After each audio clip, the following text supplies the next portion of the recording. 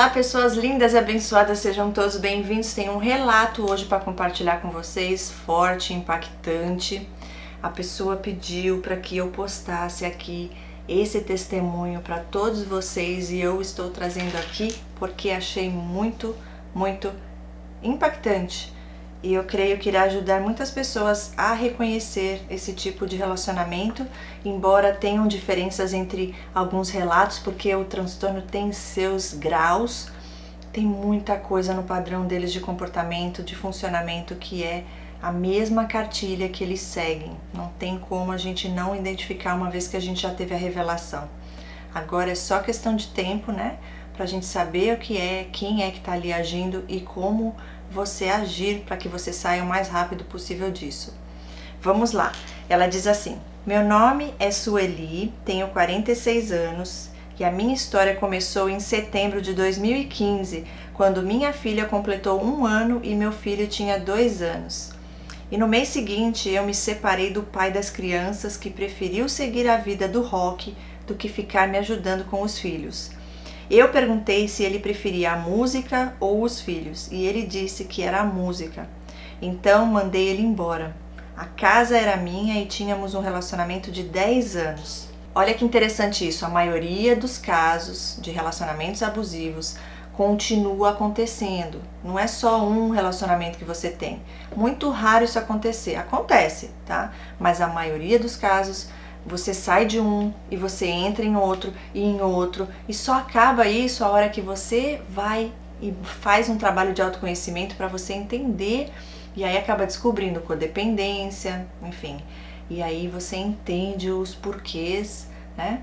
E aí você se fortalece, você aprende a ser prudente como as serpentes, para você não ficar aí se doando para aqueles que não merecem, não valorizam isso. Continuando, ela diz assim, ó: no mês seguinte comecei a trabalhar com um homem que se achava o máximo, mais novo, ele tinha 35 anos, que era meu subordinado no trabalho, e ele começou a me tratar muito bem. Inicialmente ela diz que achou que ele estava puxando o saco, pois eu era a chefe imediata dele. Eu sou farmacêutica e ele era técnico de farmácia. No ano seguinte veio uma ordem superior e ele foi demitido. Mesmo desempregado, ele ia direto lá almoçar comigo e conversava muito, contava muitas histórias e fui me apaixonando.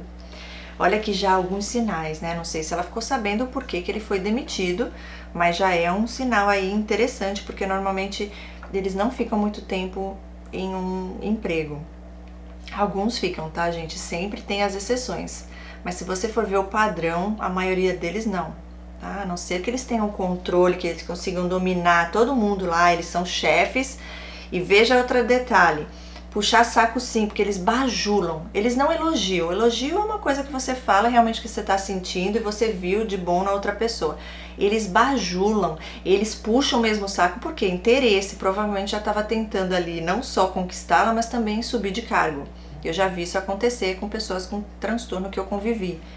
E depois a pessoa que ajudou eles nem olham mais na cara da pessoa, e usam mesmo. Eu estava vulnerável, pois tinha acabado de sair de um relacionamento de 10 anos e ele se aproximou de mim com a informação que eu era muito inteligente, porque tinha passado em 9 concursos públicos. E esta informação foi passada pela tia dele, que era minha colega de profissão e havia trabalhado comigo no hospital que trabalho até hoje. Quando eu vi, já estava namorando com ele e ele me tratava super bem. Mas como estava desempregado, eu pagava tudo. E estava tão cega que nem percebi que tinha alguma coisa estranha. Ficamos namorando 1 ano e depois disso ele arrumou um emprego em outro hospital e começamos a morar juntos. Olha aqui os sinais. E isso, gente, em amizade também, tá? Lendo o seu relato, Sueli, eu lembrei aqui de uma amiga, de uma não, várias, né, que eu tive, que eu pagava tudo. Porque assim, eles fazem pra você tudo, eles são pra você o que você quer, então eles te leem. Se vê que você tem carência de amizade, eles vão ser seus melhores amigos, vão te chamar de melhor amiga, irmã que eu não tive, minha irmã gêmea, meu irmão gêmeo. E eles vão falar coisas lindas pra você, sobre você, vão te colocar num pedestal. Mas por quê? Porque eles sabem que você vai retribuir isso, eles só ficam na lábia, mas quem vai investir, quem vai pagar tudo é você. E feliz porque eles se fazem de coitadinhos que não tinha nada, ela tadinha não sei o que, e eu fazia de coração, não me arrependo, tá? Mesmo sabendo hoje que são narcisistas, porque eu fiz de coração e eu tava feliz fazendo aquilo, então não me arrependo, só não vou continuar, uma vez que Deus me revelou, eu não vou ficar lá continuando, né? Pagando as coisas que agora eu sei, a intenção no coração que era só usar mesmo, tirar vantagem. Então eles fingem, eles são aquela pessoa que estão sempre lá, onde você quer ir, eles estão ali, companheiros, a amiga dos sonhos, que você nunca teve, né? Outra coisa aqui que ela fala, quando estava namorando com ele, tratava super bem, o love bombing, né, aquela parte da conquista. E aí ela pagava tudo, né, porque ficava com dó, tadinho, desempregado, e aquela pessoa que faz tanto bem pra gente, né?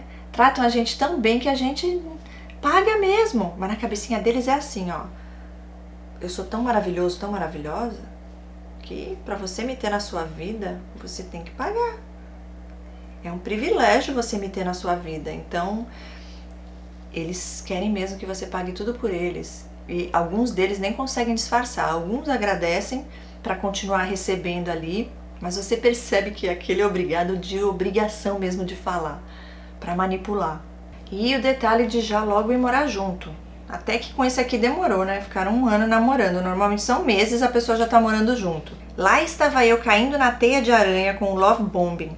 Eu pensava nele 24 horas por dia e ele me ligava o tempo todo falando que eu era linda e muito inteligente e que ele queria cuidar de mim. Mas ele percebeu que minha família era muito unida. Parecia que tinha inveja da minha inteligência e queria usar isso como benefício próprio. Então ele teve que traçar um plano para me isolar. Lógico. Olha aqui, outras coisas que eu também já passei. Eu nunca tive muito love bombing, gente. Olha que interessante, porque eu era tão carente que, juro pra vocês, nunca passei por essa coisa que falam de love bombing. Não, porque ali a pessoa já tava facinho, eu já tava lá 100%, não precisava fazer nada. Já de coração, eu já estava lá para fazer por qualquer pessoa o que a pessoa precisasse, eu estava lá. A Cris era para qualquer hora, para o que precisasse, 100%. Assim, por isso que quando eu dei o contato zero, nem eu acreditei, muito menos eles, porque eles acreditavam que eu ia estar lá o resto da vida. Só que quando Deus me revelou e eu vi que o problema era no caráter e essas pessoas sabiam o que estavam fazendo, foi contato zero gostoso, libertador, que eu falo pra todos darem, porque, gente, não dá pra ter convívio com essas pessoas, você tá ali 100%, uma coisinha que você faz que você nem fez por mal, eles já esquecem todo o bom que você fez e começam a te punir. Assim é. E aí ela continua falando aqui. Começou criando um perfil falso no Facebook, se passando pela minha irmã e falando que estava apaixonada por ele. Com isso, fui ficando chateada, achando mesmo que era minha irmã. Contei para minha mãe, que por sua vez contou para minha irmã, e ela ficou muito magoada e parou de falar comigo. Olha o nível que eles vão. Eu tive um ex. Gente, é assim mesmo. Eu tinha uma pessoa muito próxima da minha família, inclusive, e ele ficou o tempo inteiro tentando me colocar contra essa pessoa, até um dia que ele criou uma situação onde teve uma briga e eu me afastei dessa pessoa da minha família, depois que eu fui entender o que ele tinha planejado, simplesmente pelo prazer de fazer isso, gente, de causar problema na vida dos outros, de causar briga, intriga, divisão. Não tem outro motivo, né? Aí ela continua falando aqui. Meu pai estava numa luta de 5 anos contra o câncer e logo percebeu quem ele era e tentou me alertar falando que esse cara ia tirar tudo que eu tinha e me orientou a casar se ele insistisse em regime de separação total de bens para ele não ter direito a nenhum bem material meu.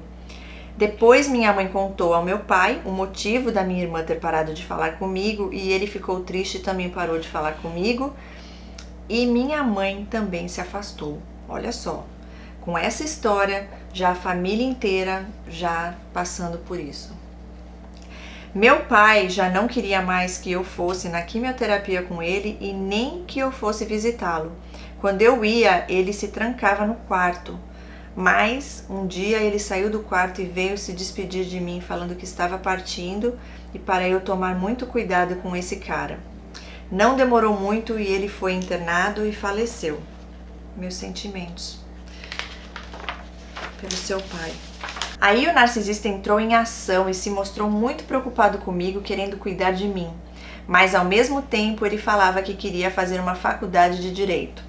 Eu fui lá na faculdade, peguei o contato, ele fez a prova da redação e passou. E lá estava ele feliz da vida fazendo o que queria e me obrigando a estudar com ele todos os dias depois do meu trabalho. Me afastando dos meus filhos e falando que era um plano de Deus ele se formar em direito, virar juiz e pastor e me dar uma linda casa de praia e que seríamos muito felizes, e que se eu largasse ele, Deus iria enviar para mim um estuprador para meus filhos. Gente do céu, com isso ele conseguiu me isolar de tudo e de todos. Olha que loucura, gente, olha que loucura, isso acontece, tá? Isso acontece. Depois as pessoas falam, não tem nada a ver com o mundo espiritual. Não? Puro demônio. Quem faz isso? A pessoa normal, que age da vontade de Deus, que ama o próximo, que deseja o bem do outro? Lógico que não. Onde já se viu desejar ameaçar a pessoa e falando que a pessoa ia arrumar um estuprador para os filhos dela? Palavras de maldição é o que eles fazem o tempo inteiro. Tempo inteiro, essas pessoas estão em todo mundo. Outro dia aconteceu uma situação comigo, gente. Por isso que eu falo, quando a gente tem alguma preocupação, algum medo, não vá falar com pessoas antes de falar com Deus.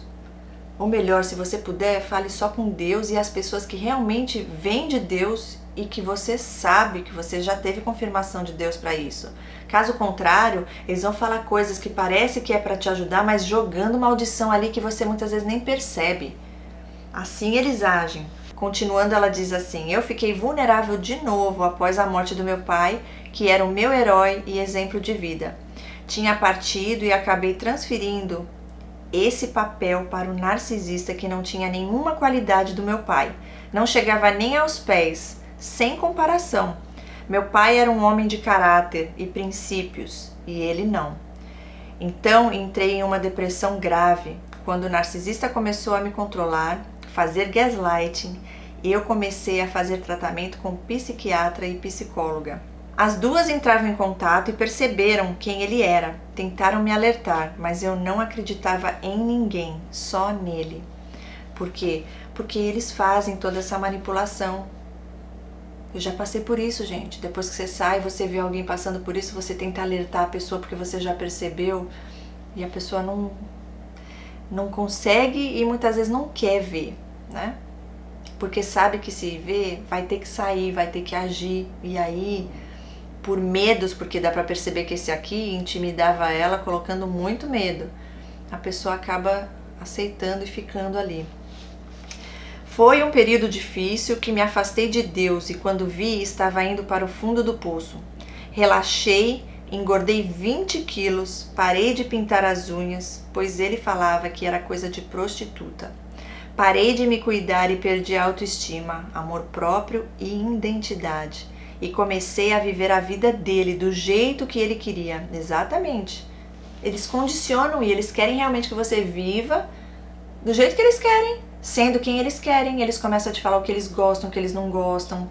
Ai, não gostei da sua unha. Na verdade, eles não vão falar que não gostaram. Vão falar, ai, você gostou? Dão a entender. Sabe aquela passividade agressiva? Você pinta a unha de uma cor que você adorou, um rosa bebê. E aí, em vez de elogiar, eu vou dar só um exemplo aqui, tá? Pra vocês entenderem como é que eles agem nessa parte. Ai, que linda a sua unha. Ou ficar quieto, né? Não fala nada, mas... Não... Você gostou dessa cor? O que dá a entender? Ah, gostei, porque você não gostou? Né? Eles sempre deixam no ar, pra quê? Pra depois você não colocar mais aquela cor, porque você vai achar que, não, acho que essa cor não ficou legal em mim, né? Você já começa a não seguir sua própria vontade, sua própria... É assim que eles vão, aos pouquinhos, tá? Ai, acho tão bonito mulher de cabelo curto. Quando você vê, você vai lá e corta o seu cabelo, porque se ele gosta, você quer ser quem ele gosta, né? Tá repreendido, gente, pelo amor de Deus. Não deixe de ser quem você é pra ser o que o outro quer que você seja. Se a pessoa não é feliz e não gosta de você do jeito que você é, não é pra você, né? Se Deus, que é teu criador, já te aprovou e te ama do jeito que você é, se alguém não quer, que vá buscar outro. Ninguém merece. Aí continua. Ele não deixava eu ter amigos homens nem no Zap, nem no Instagram, nem muito menos pessoalmente. Parei de falar com todo mundo. Um dia tentei suicídio na frente dele e ele não fez nada. Gente, isso é chocante. Depois disso, ele começou a beber e me tratar mal. Ficamos 5 anos morando juntos, estudando para a faculdade e ele ligando para a minha psiquiatra, dando a entender que eu estava louca, para ela me internar e ele tomar conta dos meus salários, dos 2 empregos que eu tinha. No meio dessa situação, ele vinha com uma história triste, que o pai era abusivo e que ele tinha um irmão mais velho que o pai espancava sempre, e que com 15 anos o irmão foi assassinado com um tiro na cabeça na esquina da casa da mãe, que havia abandonado ele aos 7 anos, e ele ficou morando com o pai e o irmão. Ele disse que o pai se envolveu com drogas e um dia quis matar ele, e como ele fugiu, o pai quebrou o carro dele todo. Aí ele foi na delegacia e colocou o pai preso. A avó foi lá e pagou a fiança depois de 1 semana. Gente, são histórias, eu já conheci várias delas. Eles falam que os outros fazem com eles o que eles fazem com as pessoas. Depois de um tempo, o pai dele morreu e quando eu o conheci, ele só tinha a mãe que ligava de vez em quando. E ele tratava super mal, jogando coisas do passado na cara dela, falando todos os tipos de palavrões possíveis. Eu ficava apavorada, pois nunca tratei meus pais mal. É um dos 10 mandamentos, honrar pai e mãe. O que ele planejava contra mim não deu muito certo. Tipo, me internar para tomar posse do meu dinheiro, que sou funcionária pública em 2 lugares. Casar eu nunca quis. Lembrava do meu pai e mudava de assunto. De alguma forma Deus mandava sinais e eu tinha momentos de sanidade e nunca quis casar nem ter filhos com ele. Não contente, ele inventou que Deus mandou dizer que se eu tivesse filhos com ele, seria meu pai reencarnado, gente. Criou outro perfil falso, dessa vez no WhatsApp, de uma psicóloga amiga dele que fazia consulta de graça, com o objetivo de me tirar da minha psicóloga, que já estava me alertando que ele não era normal. Com isso, eu larguei minha psicóloga por uns tempos e fiquei desabafando com essa falsa psicóloga que era ele, e assim ele tinha total controle da minha vida e de tudo que eu pensava. Eu comi o pão que o diabo amassou com esse psicopata narcisista. Aí Deus me mostrou que eu tinha que voltar para a minha psicóloga. Então voltei e comecei a procurar igrejas perto de casa. Fui em todas, comecei a buscar a Deus. Já estávamos na fase que ele bebia, me xingava, quebrava celular, computador e no final de tudo falava que a culpa era minha e eu pedia desculpa e me sentia péssima depois. Ele fazia tratamento de silêncio falando que Deus mandou ele ficar um dia inteiro sem falar comigo. Mas ele me sugou igual um vampiro nessa faculdade. Pegou minha inteligência e usou para estudar e explicar a matéria toda para ele até o final por 5 anos. No meio de todas essas fases do relacionamento abusivo, passei por love bombing, isolamento, gaslighting, desvalorização, exploração financeira, pois ele ficou uns 4 meses no emprego e nunca deu R$1 em casa. E para piorar, depois pediu as contas e ficou à toa em casa, sendo sustentado por mim e fazendo só a faculdade.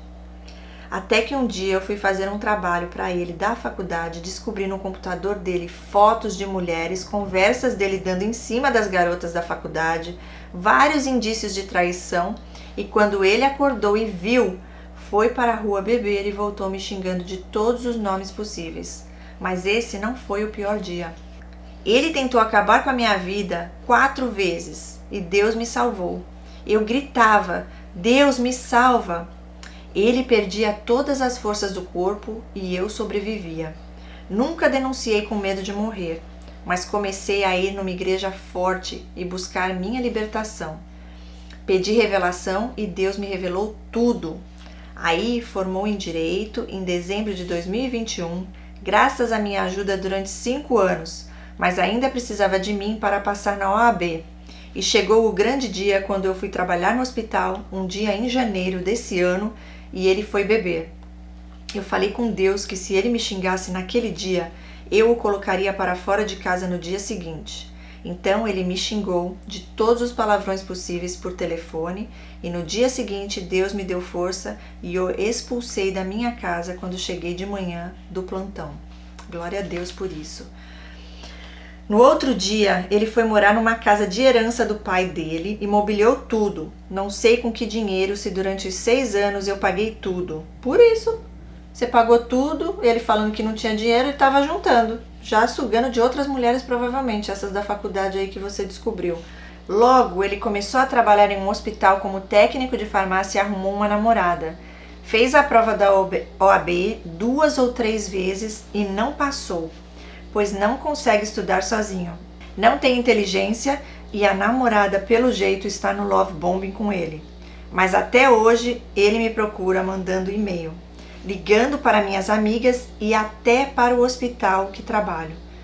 Estou desligando na cara e não respondendo os e-mails. Contato 0, ela colocou em letra maiúscula. Yes, adoro. Troquei o telefone e não tem como ele falar comigo. Já foi no meu emprego 3 vezes e não me encontrou, pois troquei os horários e já tem 7 meses do término. Stalking é crime, ok? Se ele continuar fazendo isso e você souber, tira foto, junte provas, denuncie, porque ele pode ir preso, pagar multa por isso. Se não me engano, a pena é de 6 a 2 anos. Estou muito feliz. Resgatei os contatos com minhas amizades, minha família. Estou curtindo meus filhos que têm 7 e 9 anos. Estou fazendo tratamento com psicóloga e a psiquiatra vai mudar meu diagnóstico e acho que vai me dar alta. Que notícia maravilhosa. Deus é maior. Estou indo na igreja direto e comecei a me cuidar. Indo na academia do prédio, recuperei meu peso e vou dar testemunho numa igreja, num culto de mulheres para ajudar mulheres a não entrar ou, como sair desses relacionamentos tóxicos. Resgatei minha autoestima, amor próprio, estou solteira desde que me separei dele. Só quero seguir o que Deus mandar agora, porque usei meu livre-arbítrio para entrar nesse relacionamento e cheguei no fundo do poço. Mas graças a Deus saí viva para contar a minha história. Que lindo! Eu amo Deus, Ele está no controle da minha vida agora. Nunca mais vou abandonar Deus. Solteira sim, sozinha nunca. Tenho meus filhos, minha mãe e meus irmãos, e acima de tudo tenho Deus. E ela finaliza deixando aqui uma passagem de 2 Timóteo 3, de 1 a 5. Sabe, porém, isto nos últimos dias sobrevirão tempos trabalhosos, porque haverá homens amantes de si mesmos, avarentos, presunçosos, soberbos, blasfemos, desobedientes a pais e mães, ingratos, profanos, sem afeto natural, irreconciliáveis, cruéis, sem amor para com os bons, traidores, obstinados, orgulhosos, mais amigos dos deleites do que amigos de Deus, tendo aparência de piedade, mas negando a eficácia dela. Destes, afaste-se. Muitos já conhecem essa passagem, mas quem não conhece, vai lá e medita nela. Assim como está escrito na Bíblia, estou fazendo o que Deus mandou.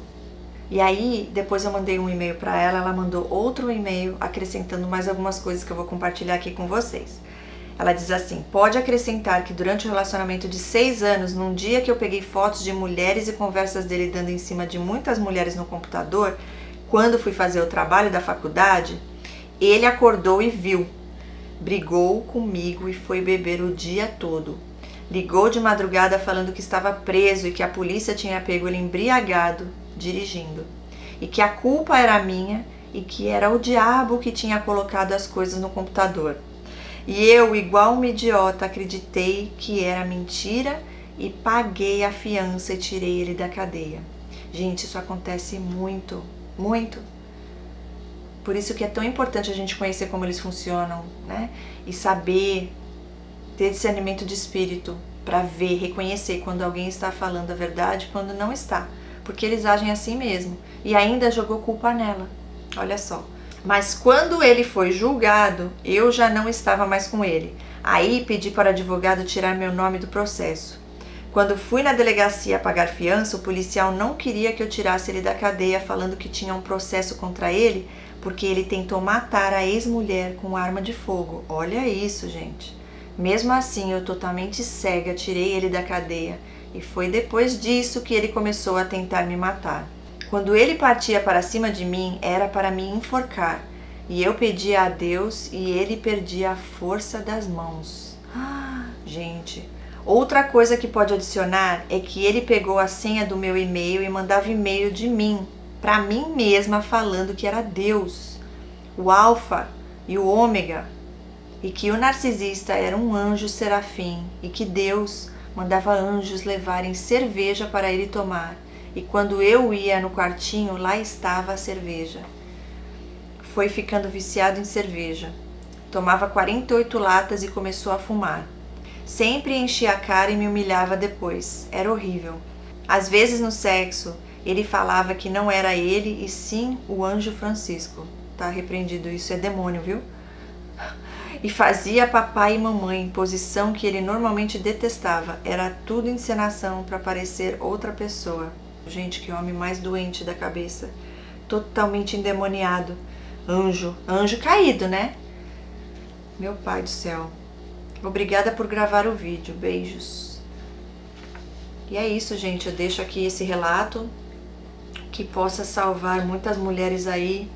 Você vê, ela chegou ao fundo do poço, depressão, mas ela foi buscar em Deus.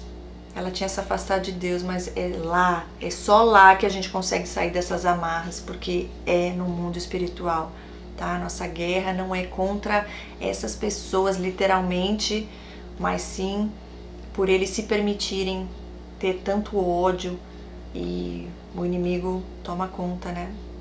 E assim é, por isso que a gente tem que realmente se afastar, porque destes não vale a pena. Eles não querem mudar, eles acham que tá tudo certo. Veja bem, foi preso, quantas coisas aconteceram. E ele podia ter melhorado? Não, só foi piorando. Ela tirou ele da cadeia, mesmo sabendo de tudo. E aí, em vez dele ser grato por isso, ele ainda tentou matar ela depois. Mas Deus é maior. Muito obrigada, Alice, por você ter enviado esse e-mail, por você ter enviado seu relato muito forte, impactante. E eu creio que será bênção na vida de muitas mulheres que passam aqui no canal e assistem os relatos, para que elas possam se libertar, ver a luz no fim do túnel, porque você conseguiu diante de tudo isso que aconteceu com você. Né? Que Deus te abençoe, te proteja, proteja seus filhos, hoje e sempre, em nome de Jesus. E se você tem um relato para contar, trazer aqui para ajudar outras pessoas a poderem se livrar, a ter esperança, algo a agregar, a ajudar, levar cura e libertação a outras mulheres, outros homens também. Quero ver homens também aqui mandando relatos, já tive alguns, mas a maioria são mulheres. E é isso, gente. A gente se vê em breve no próximo vídeo. Até lá. Tchau, tchau.